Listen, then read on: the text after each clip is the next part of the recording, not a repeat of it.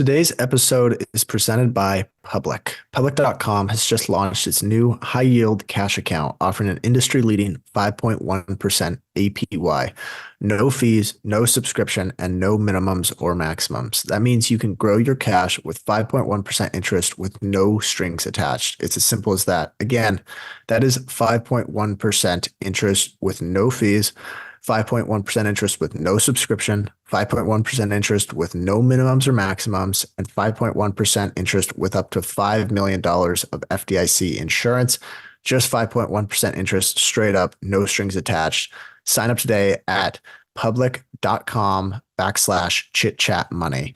This is a paid endorsement for public.com, 5.1% APY as of December 20th, 2023, and is subject to change. Full disclosures and terms and conditions can be found in the podcast description. High yield cash accounts are available for U.S. members only. Welcome to Chit Chat Money. On this show, hosts Ryan Henderson and Brett Schafer interview industry experts and riff on the world of investing. As a quick reminder, Chit Chat Money is a CCM Media Group podcast. Anything discussed on Chit Chat Money by Ryan, Brett, or any other podcast guest is not formal advice or recommendation. Now please enjoy this episode. Two people inside Bridgewater, one in investment research, the other a lowly information technology grunt, had higher believability scores than Dalio himself. People were beginning to whisper about it. McDowell explained to Dalio that this was a sign the system was working, that Bridgewater was fishing out the pockets of talents in its ranks exactly as Dalio had asked him to do. Dalio's voice made no secret of his irritation. Why doesn't believability cascade from me? McDowell thought back to Dalio's index card drawing. He realized that Dalio hadn't been sketching out the mere concept of believability on top. He had drawn himself quite literally at the head, bestowing believability to all beneath him. The fix was obvious. McDowell assigned an underling to go into the software and program a new rule. Dalio himself would be the new baseline for believability in virtually all important categories. As the original topmost believable person at Bridgewater, Dalio's rating was now numerically bulletproof to negative feedback. Regardless of how everyone else at the firm rated him, the system would work to keep him on top.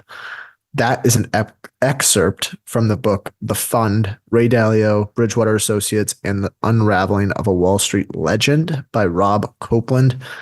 Today, we're going to be talking about Bridgewater Associates, I believe still the largest hedge fund in the world. And we're going to be going through how the fund got started, the story, the background to Ray Dalio, what it looks like today, and some tidbits about the unique culture at the firm. Am I missing anything for the introduction here, Brett? Yeah, let me say this is Chit Chat Money. That was a wonderful cold open by Ryan. If you are confused about what the heck they are doing with believability at a hedge fund, don't worry. We're going to get right into it. But yes, that was a quote there, a somber quote from the fascinating book, The Fund, Ray Dalio, Bridgewater Associates, and the Unraveling of a Wall Street Legend. As I said, this is Chit Chat Money, and we're going to try to answer the question, is the world's largest hedge fund a scam? Spoiler alert, in some ways, no. In some ways, possibly, but it's much different than how they portray, and we ourselves got fooled about it when we were younger, learning about investing. But we're going to get into it, but before that, housekeeping items. We're talking about this all this month. In February, we are changing our name to Chit Chat Stocks instead of Chit Chat Money. Nothing else is going to change for the podcast, but we're going to be changing to Chit Chat Stocks. If you liked this episode, give us a review on Apple Podcasts or Spotify.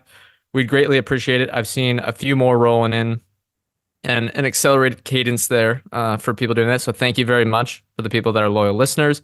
If you like the show, you will also like our newsletter, which you can subscribe to on Substack. The link is in the show notes for free.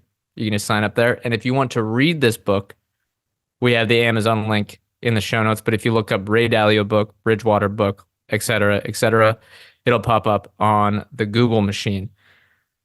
So let's get into it. This is a different format than we've typically done. As we've said recently, we are not doing strictly forcing ourselves to research a stock every week now. We are doing one episode that is either an interview, maybe some stock research, maybe something we've read. And we both got this book around the holiday season, or I think I got it in December. We read it, and it's not a, it's a fairly easy read, but we thought, hey, this is a fascinating book. Let's talk about it on the podcast. Let's maybe give a little book review plus insights we took away from this, and I think our listeners will enjoy it as well. Ryan, I'm going to get into part one, but what else you got for us? I was going to say, before we start, before you read the book, what were your thoughts on Bridgewater? Did you have any? I think we kind of went through a similar path, but what was your overall? What did you think of Bridgewater? What did you think of Dalio himself? So in 2023, before I read this book, I thought that Bridgewater was an underperforming hedge fund that is rarely good at accumulating assets, because I'd seen their performance numbers leaked to the media, and then I also saw their AUM numbers, and I thought they ran some fairly complicated strategies that have not worked out well in the era of basically large cap growth is good and everything else is underperforming. So yeah, that was it. And I thought that Dalio liked to go talk to the media. He liked to put stuff out on Twitter. He liked to write stuff on LinkedIn. He liked to post those YouTube videos that we'll get to that went quite viral. And I just thought that the guy was a little bit of a perma bear. But honestly, this book opened up to he's more bearish and doomerish than I even thought. But what were your before you read the book, what were your thoughts on Bridgewater? Well, I was one of the people that bought the principles. I think I got it as a gift. We're going to be talking about that a lot today. I bought it, and you kind of get a couple chapters in, and there's a lot of words, but not that much substance. And it kind of took me a while to realize, and I think I probably gave up on the book about, a couple of chapters through, but just because it's someone who's incredibly wealthy, who has accumulated tons of assets, doesn't mean that everything is accurate, that it's a way that companies should behave. So I think over time, I kind of became a little less high on Dalio himself. I didn't know that much about Bridgewater. They're relatively secretive about their investments, and I think that's part of the allure. So limited knowledge on Bridgewater, but learned a ton through this book. So let's kick things off here with the first question. I want you to kind of take us through this part. What is Bridgewater Associates, for starters? Who is Ray Dalio? And maybe give a story of how the company was started. What does he tell the world about the company? Yeah, I'd be delighted to. So Bridgewater Associates is currently estimated to be one of, if not the largest hedge fund in the world, with close to $100 billion in assets under management. If you're new to investing, assets under management always gets abbreviated to AUM. So we'll probably be using that as a little moniker going forward. It is one of the most powerful financial institutions in the world and has been for decades. I would say ever since the mid-1990s, they became what some might describe one of the titans on Wall Street, and they've been there ever since. It has relationships with some of the most powerful business, economic, and government actors around the world.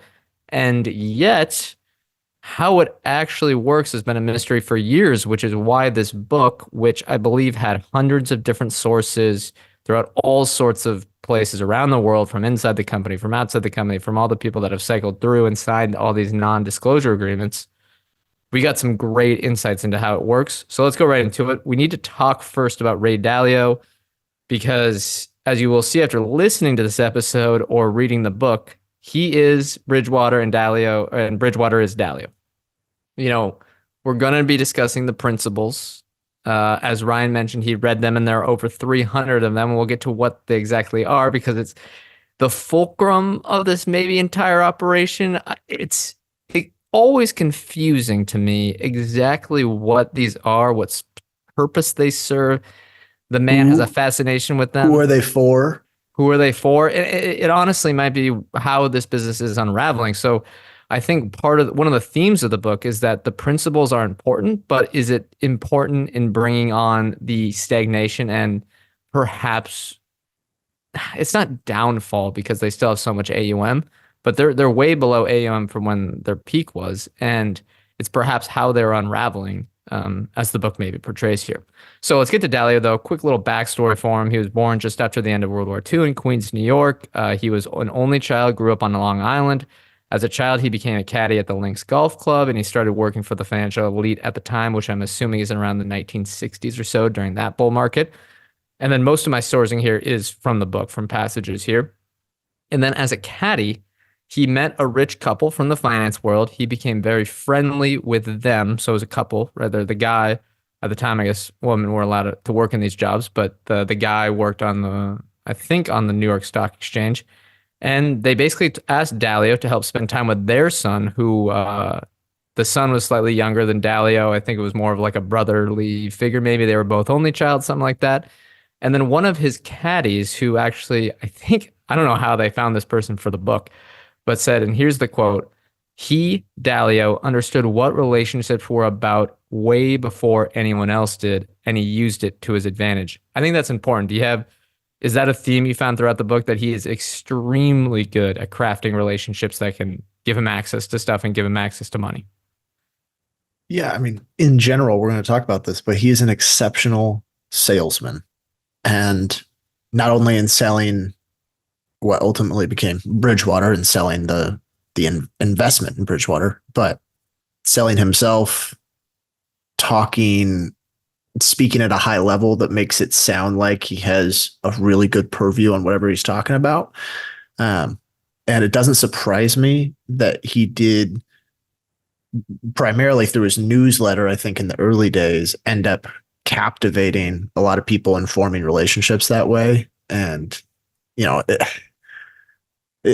if you watch videos, interviews of him, he always seems very friendly, and he really seems like he knows what he's talking about, and he is smart. Like, let's not kid ourselves here. He's smart and can hold a good conversation, which I think probably played pretty darn well on the golf course as a caddy and elsewhere when he was coming up.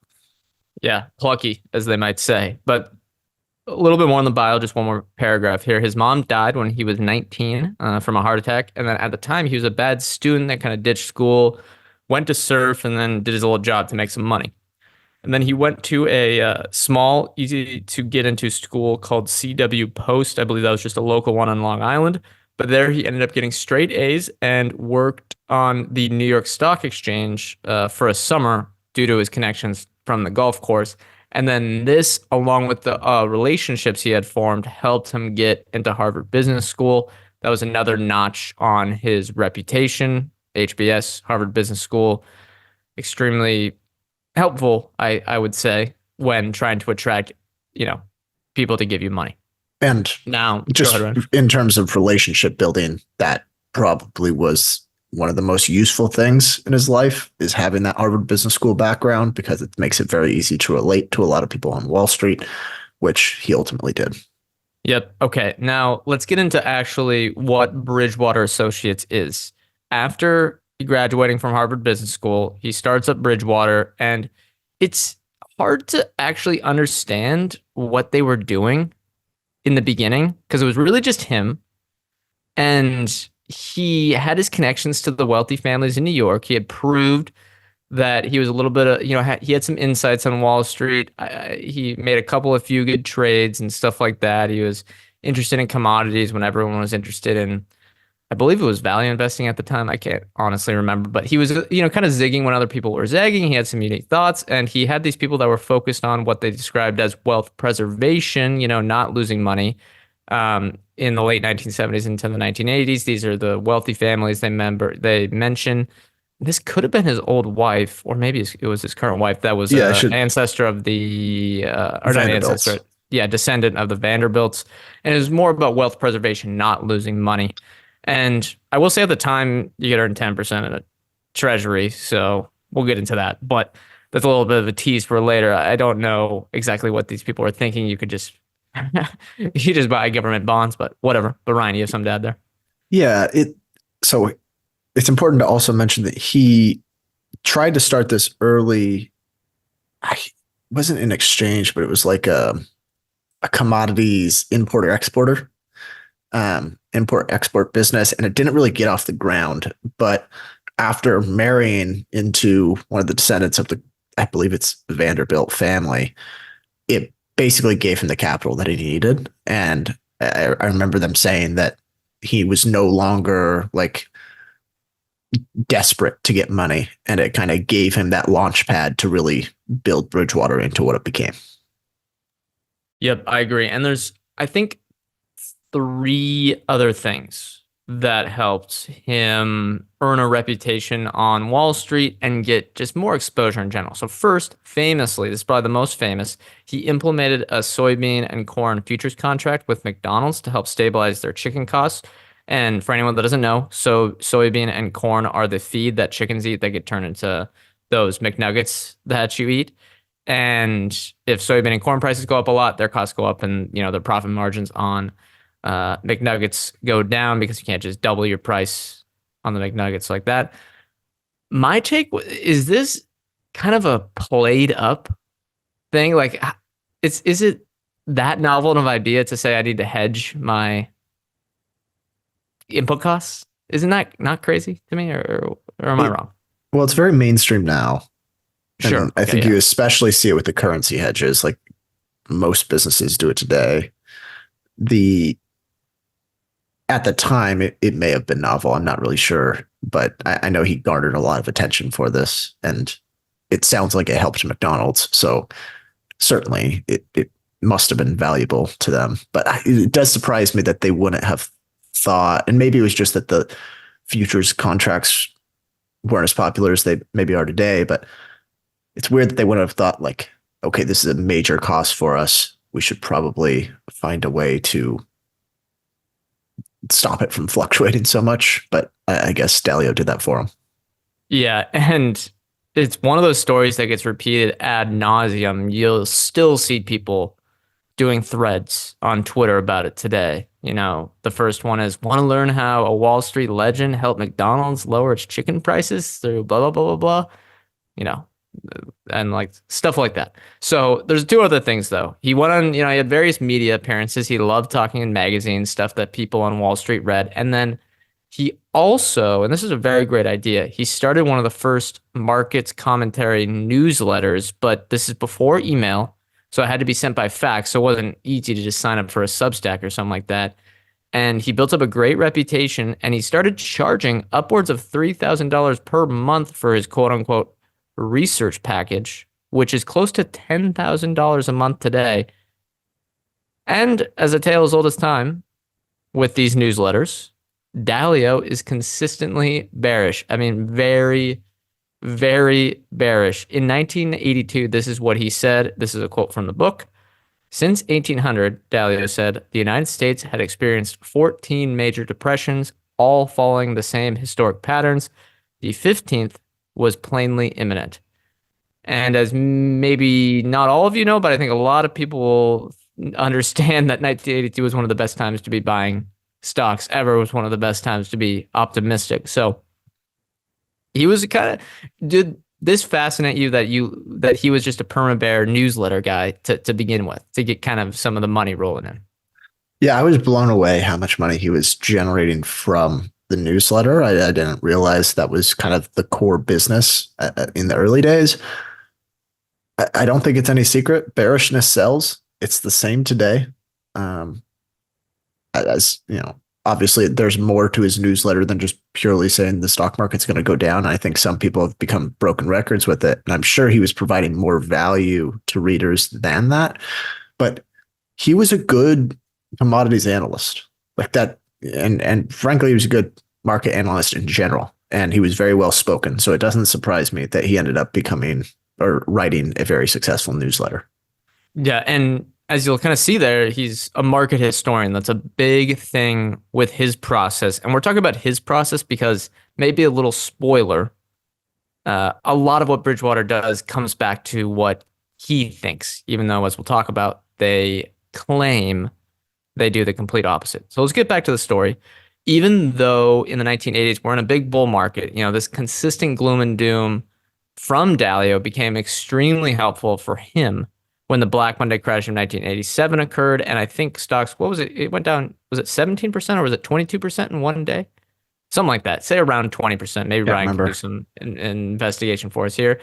After that, because if you call, a market crash every year and then when one occurs, you can claim you're right. He hired a marketer as one of his first-time employees, and in the announcement said that his firm had $700 million in AUM. Apparently, this is greatly exaggerated. Here's a quote. Strite, the marketer, knew that eye-popping sum wasn't even close to correct. He assumed that Dalio had counted the assets of everyone who received a copy of Bridgewater's newsletter, even though most had no money with the firm. Strite learned quickly that his new boss, appearances matter. Now, on the one hand, you can say this was misleading. He is a misleading guy, but it worked. Right? Like we can say that, well, we have blah, blah, blah AUM because we know a lot of, strangely, people with not an insane amount of AUM, but people from bigger funds listen to our show, subscribe to our newsletter. We could claim the same thing, right? Yeah, I'm curious how he worded this because they are clients, if you want to call them that, if they subscribe to the newsletter. So their client assets were probably quite high, but were they managing those assets? Absolutely not. And just I went and checked, 23%, 22.6% is how far it fell on Black Monday in 1987. Yeah, worst day in market history. So Dalio's reputation improved, but it really started improving in the 1990s with, I think, inarguably his best idea, which not inspired, but was a catalyst for Bridgewater's longest heyday, which was just generally throughout the entire 1990s. The other one, I would say, is right after the great financial crisis, more short-lived, but basically 2008, 2009, 2010. And it was in 1991 when they launched what is called the Pure Alpha Fund. Got to say, fantastic name. First off, Bridgewater is a great name. Means nothing. But Pure Alpha it's a good name, wouldn't you say? Yeah, and same with what they later on launched, the all weather. I mean, it's very, it sells itself. Yeah, they're good at that. Look, we can talk about how much they've underperformed, and we will do that later. But look, their marketing is quite good. And the point of the fund is that it was supposed to generate strong absolute returns year after year, regardless of what the market does. So it's called Pure Alpha. Now, some years it might not beat the market, but it's supposed to generate consistent returns year after year. And in its first few years, it crushed the market, never had a down year. And by 1999, it had $3 billion in AUM just in the Pure Alpha investment vehicle and had doubled its AUM every year since inception. So what was so special here about what Pure Alpha was and what Bridgewater was implementing and pitching to its clients? They said it was a rules-based, systematic approach to money management with major diversification across what they pitched as, quote, uncorrelated assets. This meant using market history and quantitative measures as a guide. So this could be currency exposures across the world. This could be commodities. This could be bonds. This could be some sort of real estate thing, although I don't really remember them doing much with that. It could be stocks. It could be long, short, whatever. But it's supposed to be all quantitative. Now, let me try to play a little hypothetical here, Ryan. If you are which you're not, but like an allocator, someone who has a lot of money at these pension funds, sovereign wealth funds, whatever, what do you think when they have that little pitch there? Well, it sounds compelling. It sounds convincing. And there was a lot of, confirmation bias is the wrong word, but you felt a sense of security knowing that a lot of other people had invested. And when he would say, we have $700 million in assets in the early days, it's like, oh, okay, I'm not the only one. If he would talk about later on, especially as they started to gather more and more assets, and they were quite secretive about how they were deploying those assets. But all you knew was this hedge fund has done well and they have a quantitative automated machine. I think it's very believable. And like I said, he was an exceptional, maybe the best ever on Wall Street salesman. Yeah. I mean, that he gathered more assets than any other hedge fund before. So, I could very easily see why a lot of allocators ended up giving him money. And the performance of the 90s, quite strong, and even through the dot-com bust. So what's funny, though, is that during the 90s, there was a major U.S. bull market. Now, there were some hiccups here and there, which is why the Pure Alpha Fund was so appealing to people, because it seemed to do well year after year after year. But during that time, when Dalio would talk to the media, he would basically every year call for an upcoming economic collapse. I think he's called for an economic collapse, not exaggerating, every single year since 1982. One of his colleagues even introduced him in a meeting, and this was in the book, once as, quote, someone who has called 15 out of the last 0 depressions. Apparently, Dalio wasn't very amused. I think they probably took a vote after that time to see whether they believed that. And I'm sure everyone agreed with Dalio. If you're confused on that, we'll talk about that later with Ryan's section. So, credit to them, though. They built a solid product in the 90s around the Pure Alpha strategy, and life was good. Fees started rolling in. We move into the 2000s. Dot-com bubble bust hits. Pure Alpha lost just 1% in 2000 and then gained 9% in 2001. And when people saw that, I think that was okay. They were thinking, wow, this can do well throughout the market cycle. This is incredible. It's an incredible product. And AUM went into overdrive. This is a quote from the book. The firm grew from $33 billion in AUM in 2001 to $167 billion in 2005. So they were an asset gathering machine. But like always, Dalio was starting to get bearish, and in 2005, he was bearish again. He was actually right, though, this time, foreseeing the great financial crisis and a commodity price boom. It took a few years, but he was right, rang the bell at the top on the mortgage loan troubles. However, he was very inconsistent in what he said to the media, but it's fine because the fund did quite well in 2008. The fund was up 9%, while the average hedge fund lost 18%. Now, I think that's kind of a conclusion of where we get, because I think there's 2 eras of Bridgewater, and there might be more. The story's not over, but there's basically Bridgewater up until 2010, and then Bridgewater from 2010 to today, and it's been 2 entirely different stories, and the book hits really a lot after 2010. But what were your thoughts on the early to middle days of Bridgewater? Anything to surprise you? Anything? Well, I'm going to save this one about luck till later because we don't have the full context yet, but anything surprised you? What were your thoughts on the 90s, early 2000s success for them? Surprised me. I mean, they had to gather assets somehow, and it's really typically, I'd say it's pretty hard to gather assets without at least a little bit of performance to sell. So I want to say I was surprised that there was the great performance. That's kind of how you become the biggest fund in the world. It seems like that was them hitting their stride. The kind of 1990s was them at their best, but it was what's kind of brewing under the hood and it's really not even like if you just look at Bridgewater on the investment side, it's fine. It's had a really good period for a long time. It's until done a really good 2010. job. Yeah, until 2010. Yeah. But it's the business side that kind of has drawn our attention, and really what the book is about, because we're going to talk about this. Dalio had ambitions a lot further beyond investing. He wanted this to be a lot more than a capital allocation company. He wanted it to be something better. Yeah, he got a bit of a messiah complex, and that's a great teaser. Ryan's gonna lead this next part. We're gonna hit part 2 next.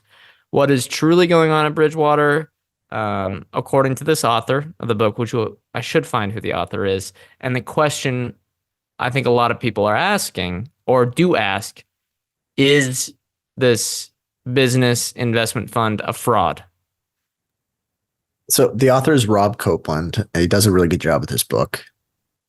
So what's going on at Bridgewater? I said not really a whole lot of investing because out of the roughly 2,000 employees at Bridgewater's peak, it's estimated that only 20% were actually involved in the investing or research side of things. And the rest of the business was basically about building the perfect business, building this automated machine and delighting Dalio, essentially making Dalio feel good is kind of what it felt like. And I'll talk about that more in a little bit, but it's actually kind of, it's this common trend throughout the book.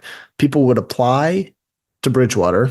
It was really sought after, hard to get a job there. They'd get the job, and then they'd realize that they had no idea what was going on with the investment portfolio. They would be investing analysts and have no input, no research about investing whatsoever.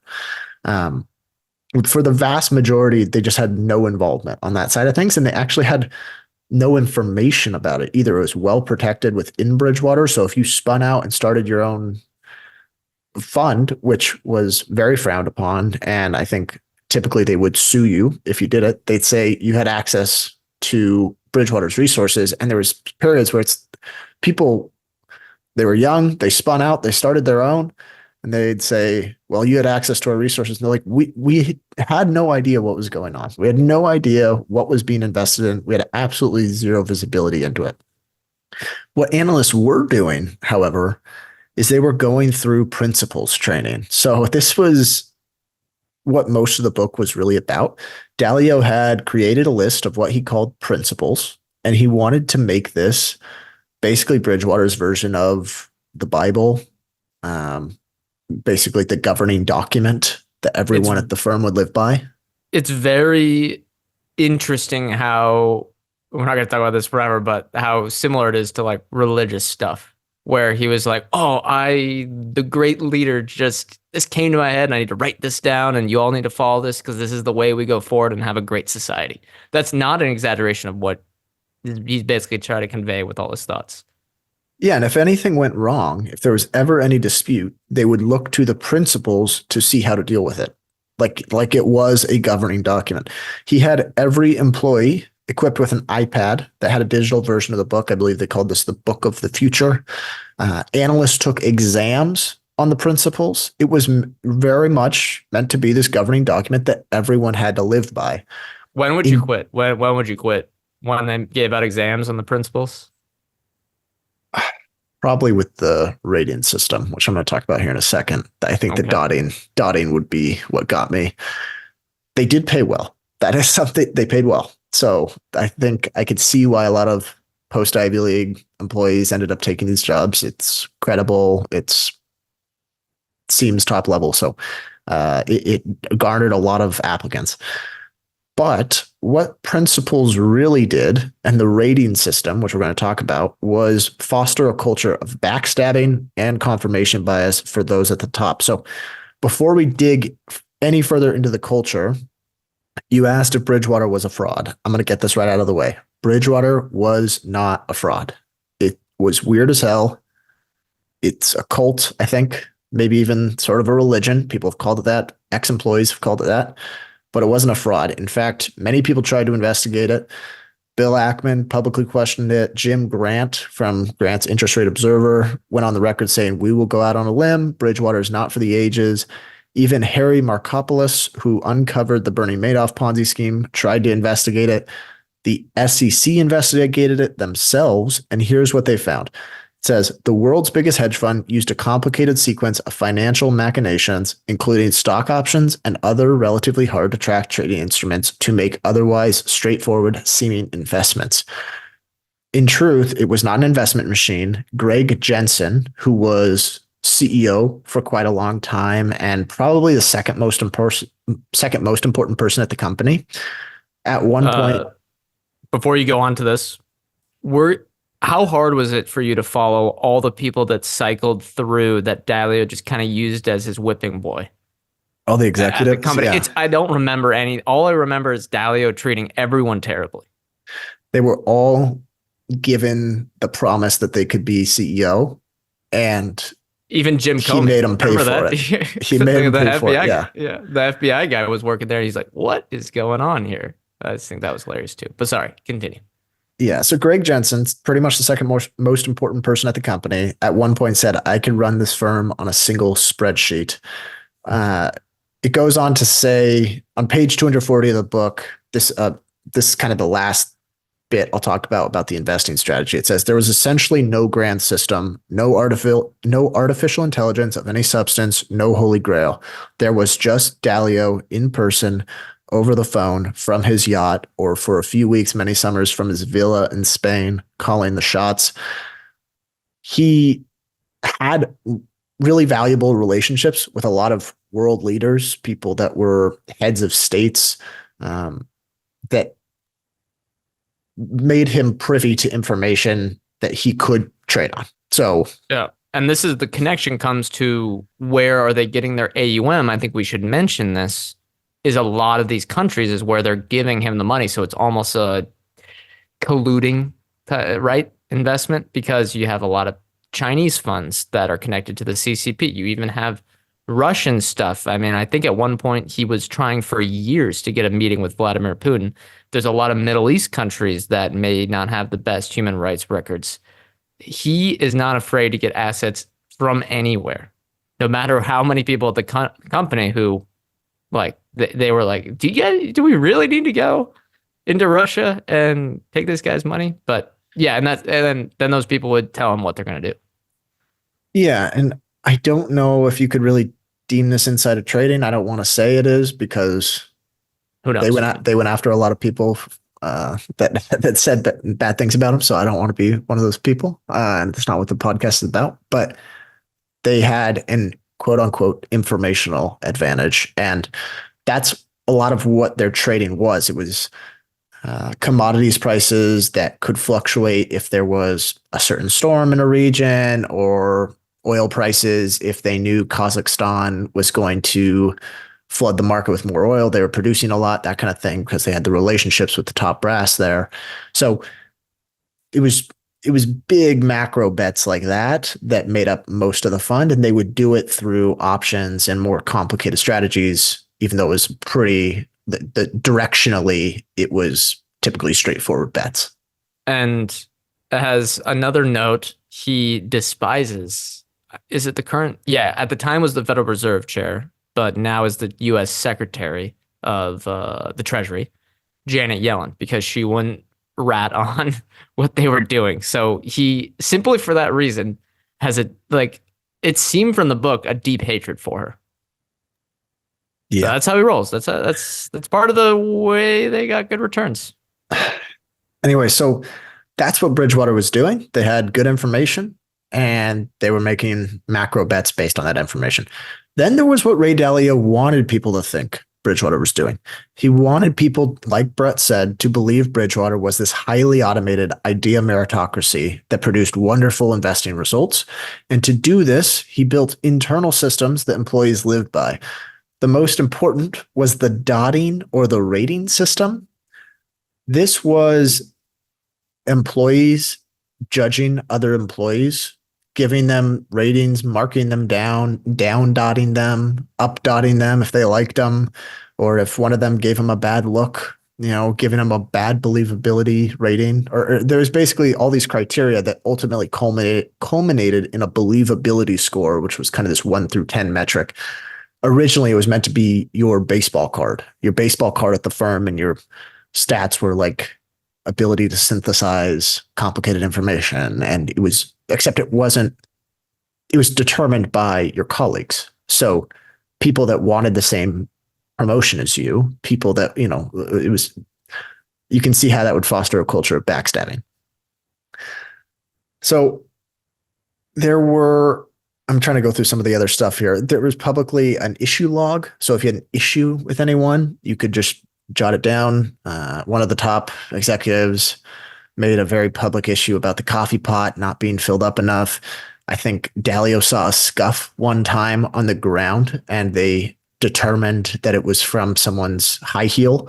And so they said no more high heels at the office.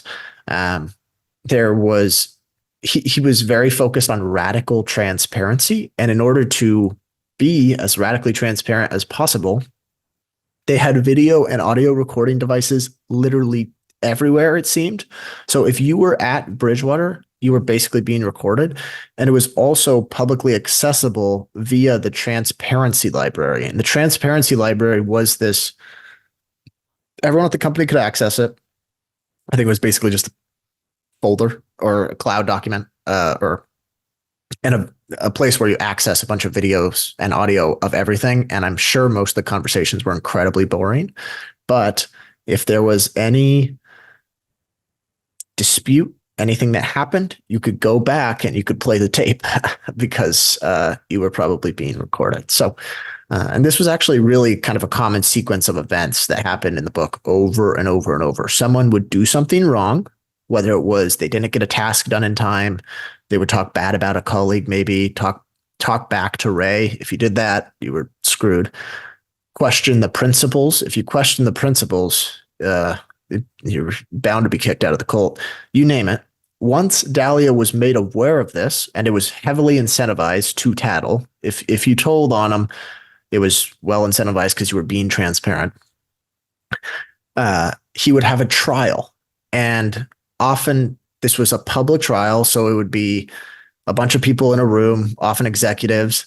And it was recorded and uploaded to the Transparency Library so that everyone can hear him attacking the person.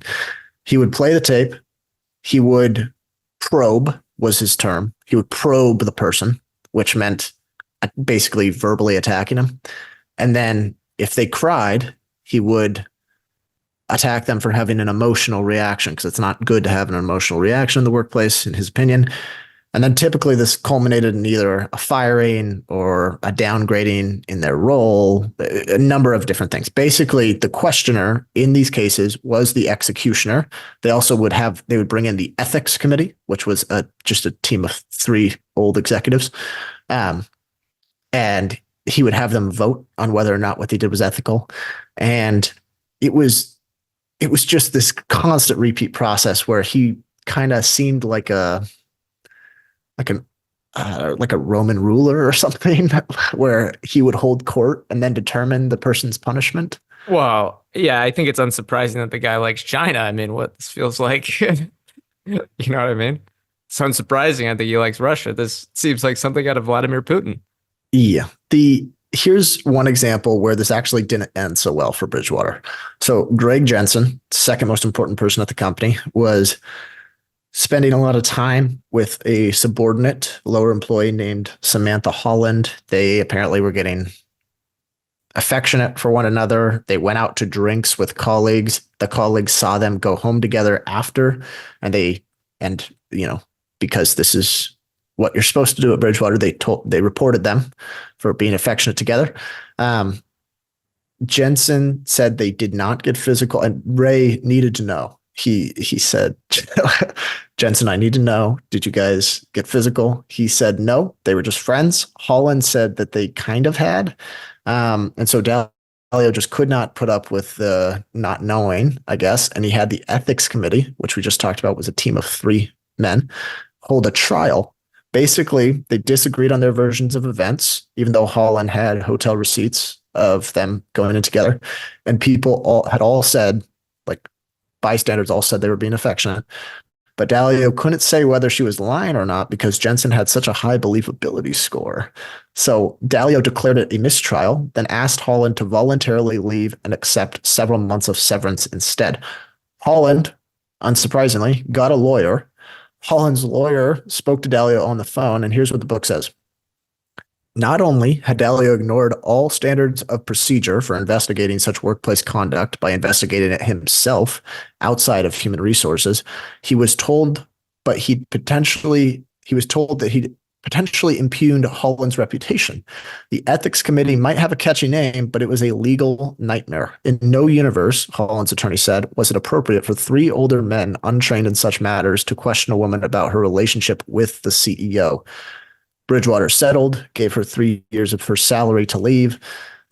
So it was countless kind of cases like that where he was the ultimate determiner of people's outcome, punishment, whatever he wanted. Sometimes it seemed like it was mostly just for his own entertainment, especially with some of these, like he would call in newcomers, wait for them to have an emotional reaction, and then he'd edit the video where it takes out him calling them rude names or whatever. He'd edit that part out and he'd upload it to the transparency library. It's like 1984. It's I swear he's running a George Orwell operation over here. Yeah. And if you're thinking, well, who's doing the investing? Yeah, you're right. There's 2,000 people here. 1,500 of them are focused on this stuff. Nothing else. It's mind blowing. I was trying to think, like, what do people do with their day-to-day tasks? And like most of the book, I'm thinking, like, what work are they on? Are they just reading principles all day and getting paid absurd amounts to do it?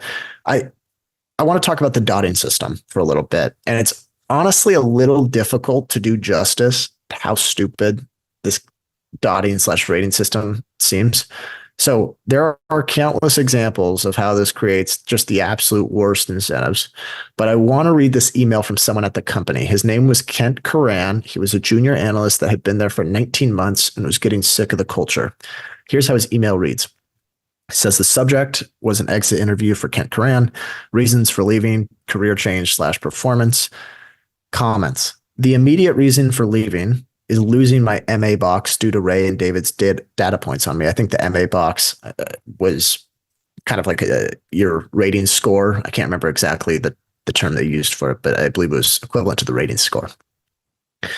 So Ray and David, who I assume was another superior, gave him bad points on something, and all of a sudden his rating just downgraded because if Ray downgraded you, it had way heavier weight to your score, and then people would follow along with whatever Ray did to make him happy. So it ultimately downgraded his score in a big way.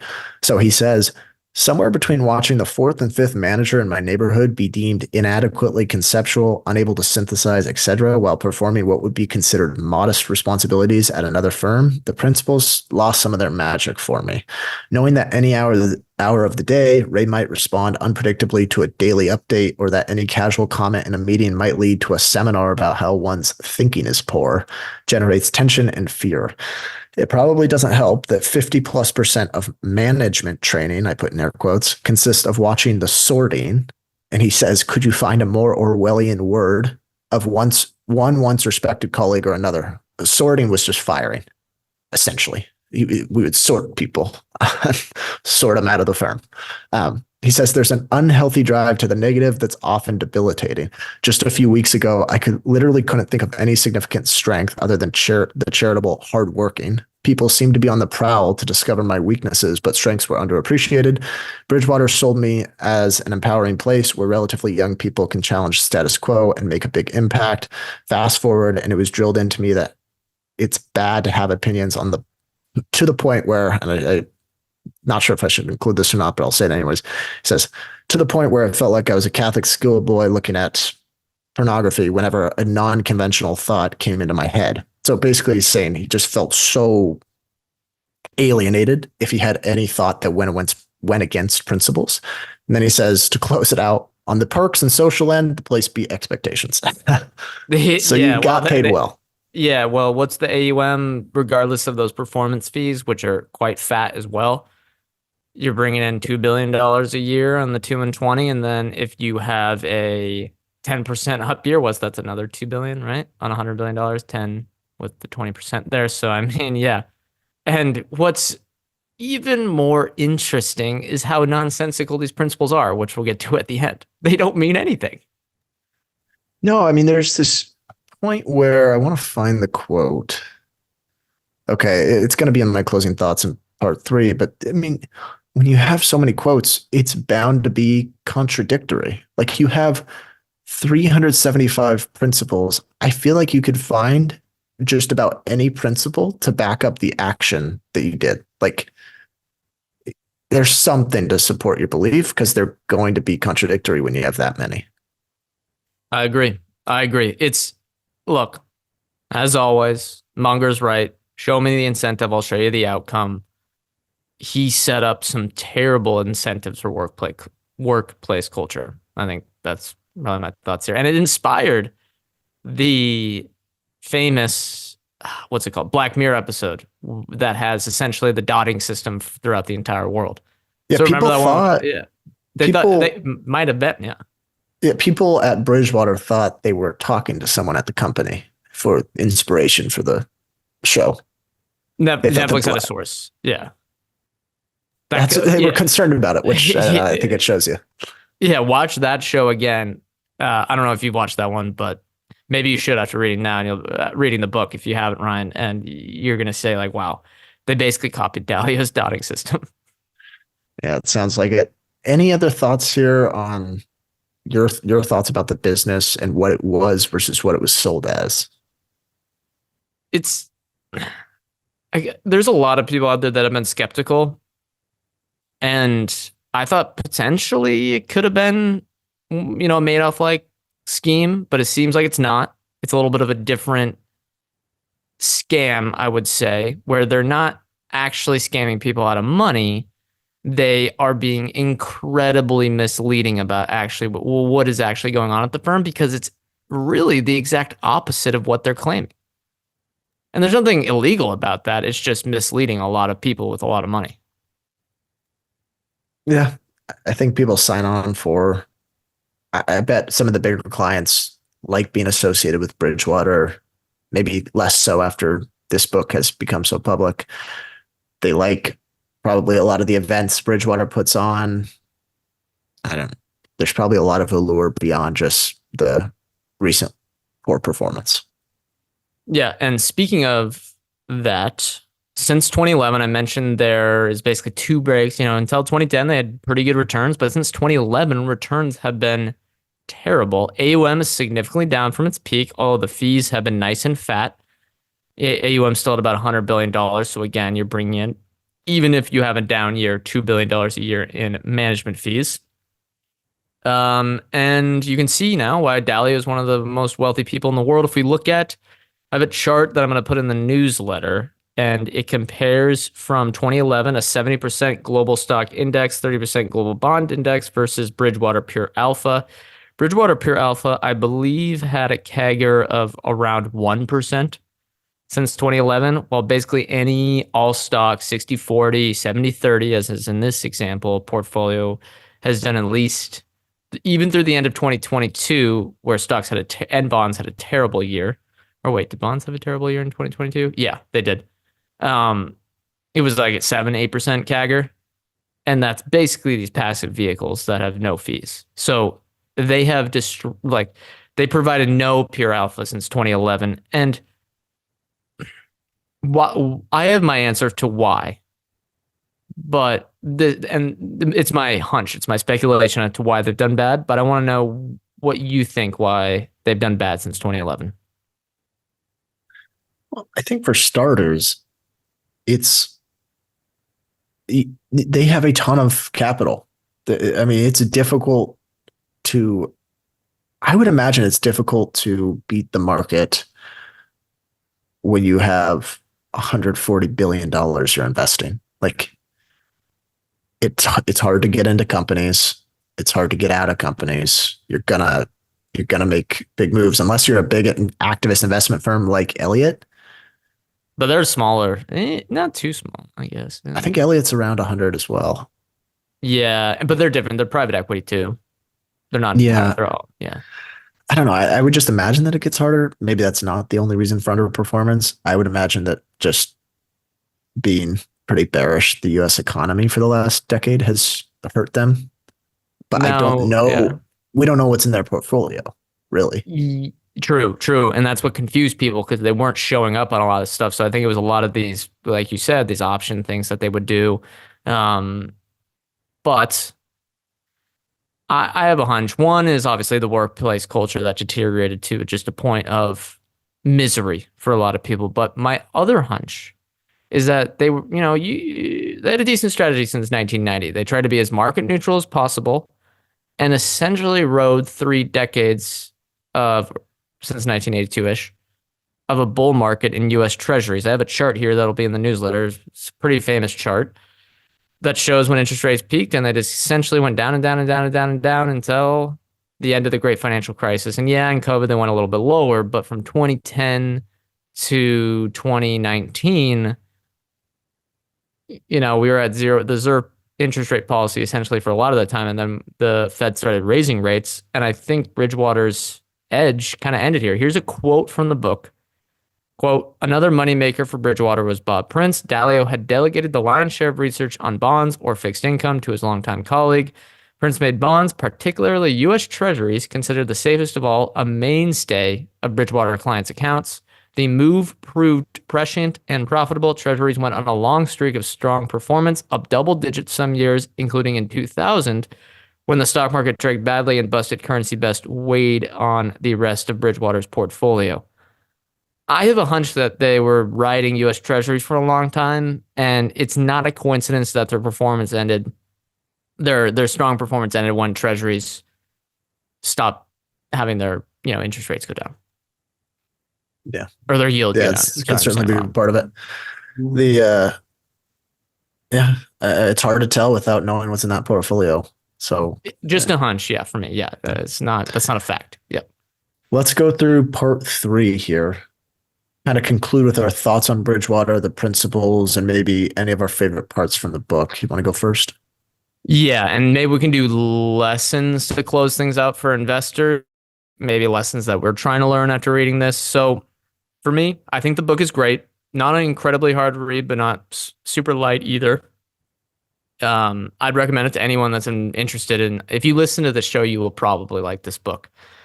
And it was a big kind of, I love using this one. They are who we thought they were. The football coach that says that, moment for me. Plenty of smart people I follow in the financial world that are much smarter than me. Probably just follow them on Twitter. They always claim that Bridgewater was sort of a scam, kind of a pure marketing BS stuff. And now I understand that they were right. They probably had heard from people they knew that what was actually going on there. Now this book kind of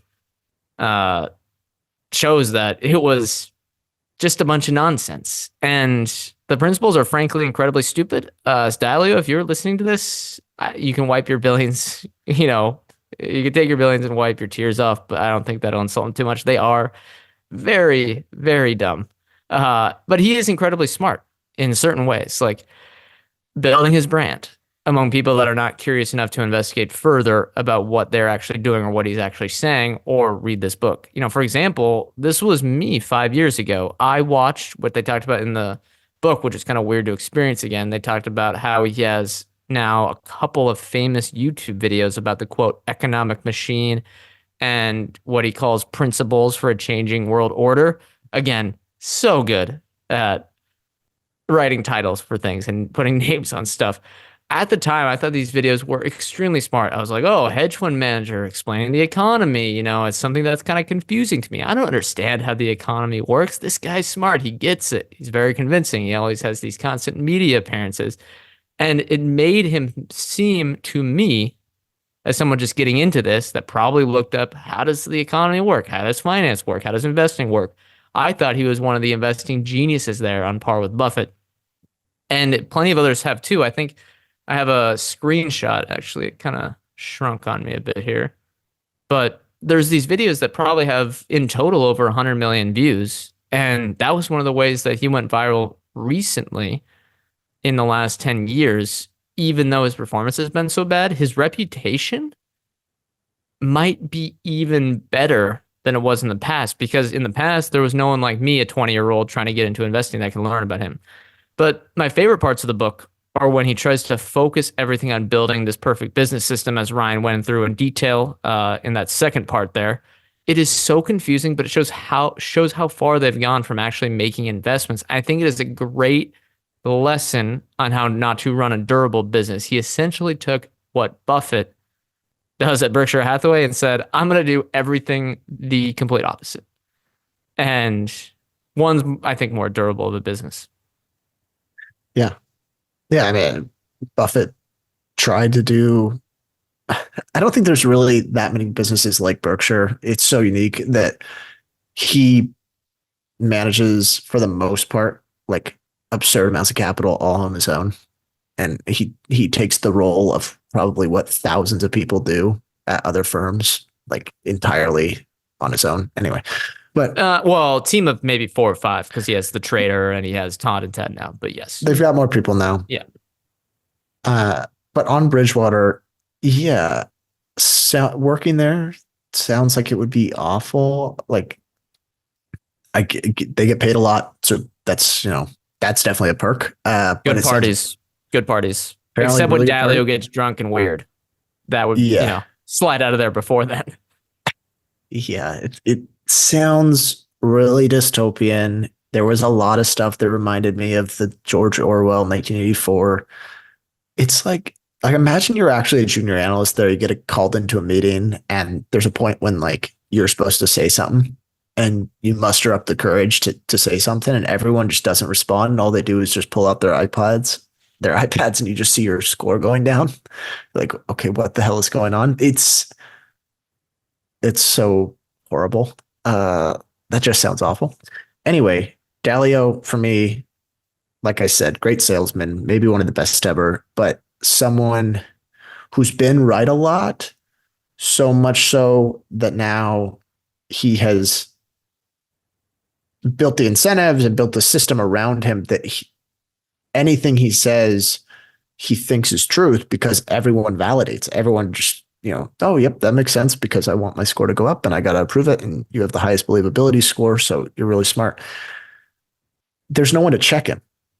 And I think that's certainly a big risk. I think the best examples of this are when, and we haven't talked about this that much, but when Dalio gets into an argument with subordinates, and this happened on a number of occasions. He got in some dispute with someone because the guy was like, the principles, they're hard to follow. They're distracting. It's difficult. I've had a lot of people contradictory. Some of them are saying the opposite of another one. Yeah. And Dalio will go to a room full of people that just want to please him. Do you think this guy's right or me? They're like, raise your hand if you think he's right. And it's like, it's a death sentence if you raise your hand. And then he's like, see, no one agrees with you. And it's like, he will get whatever he wants people to say. That's what they're going to tell him. It's a bunch of yes men, unsurprisingly. That's kind of what the culture has fostered. I think I'll just leave with this. So the company, Bridgewater, at one point, Greg Jensen talked bad about Dalio behind his back. They demoted him from CEO to some lower role. And Dalio made him go and recruit the next CEO, which is kind of like hilarious punishment, right? I think they gave the analogy that your ex is going and getting you your next girlfriend or whatever. So it's basically what was happening. And so they brought in John Rubenstein or Rubenstein, I'm not sure, to be CEO. Rubenstein had been a former executive at Apple. I believe he was head of the iPod Touch. And they really went out, tried to recruit him. I think they paid him something like $25 million a year, something crazy, to come to Bridgewater and improve the quote unquote technology. Like, that was his job as CEO, to improve the technology. It had nothing to do with investing. He said no amount of expertise could solve it. And the book says at Apple, Steve Jobs had taught Rubenstein to keep a laser focus on the end customer. The North Star of the company was to create helpful products that delighted customers. To Rubenstein, Dalio seemed focused on delighting himself. That's my big question. Leaving this book, I thought, who on earth are the principals for? Like, who are all these employees at the company working for?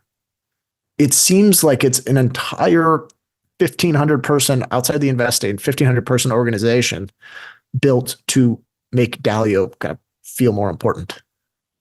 Yeah. And he's now one of the richest people in the world. So that's, I think anyone listening to this is a little bit of a different show. If you really didn't like this style of episode, please let us know. We think people will be interested in this. It's a conversation that we would enjoy having just by ourselves. We thought people would help, like it, but if you don't like it, let us know. But I will say it's, I think, important because he is now one of the most influential people in the world.